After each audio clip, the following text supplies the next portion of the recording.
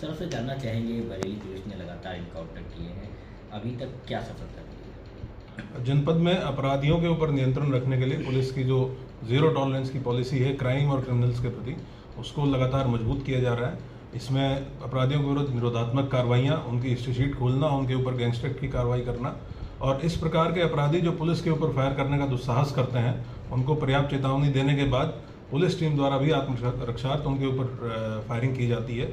इस प्रकार के संपूर्ण जनपद में टोटल 200 अपराधी ऐसे हैं जो पुलिस मुठभेड़ के दौरान घायल हुए हैं, जिनको गोली लगी और उनको उपचार के लिए ले जाया गया। 2 अपराधी ऐसे हैं जो इस कार्रवाई के दौरान मारे गए। वो दोनों अपराधी बहुत ही अभ्यस्त अपराधी थे और उनके द्वारा अत्यंत जघन्य अपराध कारित किए गए थे। एक अपराधी के द्वारा अपनी सास और अपने साले का मर्डर किया गया था, अपनी पत्नी को घायल किया गया था, और दूसरा अपराधी था जो दर्जनों नाम से अलग अलग जिलों में अलग अलग डकैती के, हत्या के अपराध कर चुका था। ये जो 200 अपराधी पुलिस मुठभेड़ों के दौरान विगत लगभग 2 साल के अंदर घायल हुए हैं, इनमें सबसे अधिक थाना इज्जतनगर से 22, बारादरी से 19, आंवला से 14 और भोजीपुरा से 15 अपराधी घायल हुए हैं। इसी प्रकार से अपराध के शीर्षक से देखेंगे तो टोटल 45 गोकश ऐसे हैं जो पुलिस कार्रवाई के दौरान जिनको गोली लगी है घायल हुए हैं।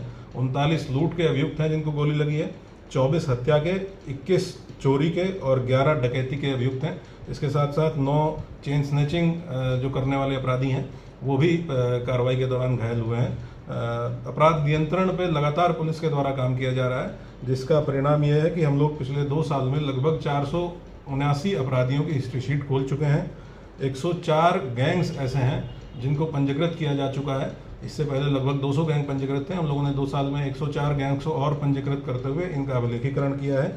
16 लोगों को माफिया के रूप में चिन्हित किया है और इसी के साथ साथ 42 गैंगस्टर के मुकदमे अपराधियों के विरुद्ध दर्ज किए गए हैं। इस सारी कवायद का मकसद यही है कि अपराध में लगातार नियंत्रण हो, लगातार कमी आए और अपराधियों के मन में कानून का भय रहे। लगातार माफिया भी घोषित की जा रही है सर बरेली जी। हम लोग ये देखते हैं कि जिसके ऊपर जो भी व्यक्ति एक संगठित गिरोह के रूप में अपराध कर रहा है या करवा रहा है या अपराध करने वालों को शरण दे रहा है और उससे आर्थिक लाभ अर्जित करके प्रॉपर्टी बना रहा है, तो ऐसे लोगों को हमारे द्वारा माफिया चिन्हित किया जाता है। इसमें खास करके जो अवैध मादक पदार्थों का NDPS का काम करने वाले लोग हैं या शराब का काम करने वाले लोग हैं या जुआ सट्टा खेल के लोगों को घर बर्बाद करने वाले लोग हैं, ऐसे लोगों को चिन्हित किया जाता है।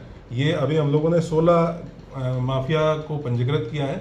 हम लोगों का अभी 30 जून तक हमारी जो सूची है उसमें लगभग 84 अन्य ऐसे व्यक्ति हैं जिनके ऊपर आपराधिक इतिहास लंबा है जिनका, और जिनको माफिया के रूप में चिन्हित किया जाना है। सर आगे क्या संदेश है अपराधियों के लिए? अपराधियों के लिए यही संदेश है कि अपराध पे जो सरकार की, माननीय मुख्यमंत्री जी की जीरो टॉलरेंस की नीति है कि अगर कोई जघन्य अपराध करेगा, किसी भी प्रकार का अपराध करेगा तो कानून उसके साथ बहुत सख्ती से निपटेगा।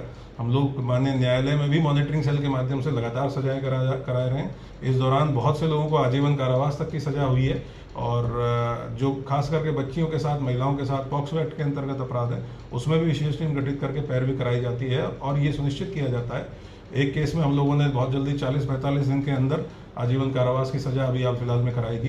तो इस प्रकार से हम लोग एक ओवरऑल पुलिसिंग का ढांचा इस प्रकार से तैयार करने के सभी का प्रयास है ताकि अपराधियों के मन में कानून का खौफ रहे और जो आम जनमानस है वो अपने आप को सुरक्षित महसूस कर सके। Thank you.